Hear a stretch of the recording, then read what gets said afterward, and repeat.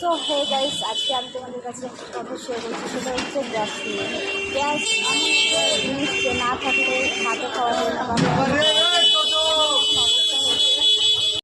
এমন একটা অবস্থা হচ্ছে যে গ্যাস বুক করার পরেও গ্যাস পাওয়া যাচ্ছে না, অনেক কিছু লাগছে। সত্যি কথা বলতে খুব অসুবিধা হচ্ছে, মানুষের এত অসুবিধা হচ্ছে যে গ্যাস না থাকলে খুবই সমস্যা। তো তোমাদের কাছে আমি তুলে ধরছি। দেখো, এখানে আমরা লাইন নিয়ে গ্যাস নিচ্ছি, এখানে অনেকে এসছে।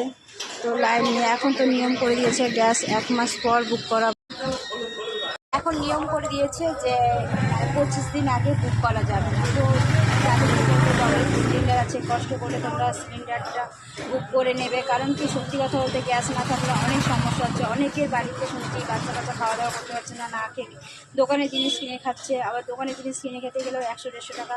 যদি ছোটো সিলিন্ডার ভর্তি যাচ্ছি, ওখানেও গ্যাসের দাম বাড়িয়ে দিয়েছে। মানে গ্যাসের দাম তো হুড় করে বেড়ে যাচ্ছে।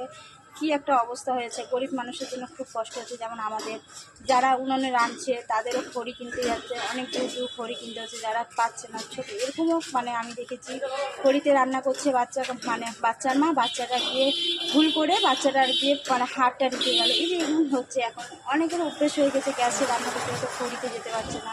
বা যাদের বাড়িতে উনুন বানানো হচ্ছে না, তাদেরও অনেক সমস্যা হচ্ছে। তা আমি সরকারের কাছে এতে আবেদন করবো, হঠাৎ করে আপনারা যে এই যে জিনিসপত্রের দাম বাড়িয়ে দিচ্ছেন, আম মানুষের খুব প্রবলেম হয়। একটু আমাদের দিকে তাকাবেন। হঠাৎ করে আপনারা সব কিছু চেঞ্জ করে দিচ্ছেন। আপনাদের কাছে আমাদের একটু অনুরোধ, আম মানুষের দিকে মুখের দিকে একটু তাকাবেন। কারণ আম মানুষের যে চাই কী করে বাঁচবে, যাদের কাছে ক্ষমতা নাই যে 1 টাকা জায়গায় 2 টাকা করতে, 1.5 টাকা করতে মানুষের অনেক কষ্ট হয়, সেই জায়গাটা আপনারা 2 টাকা করছেন। তো আমাদের অনুরোধ করবে যে আপনারা একটু সবার দিকে তুলে তাকান। হঠাৎ করে এইভাবে জিনিসের দাম বাড়াবেন না।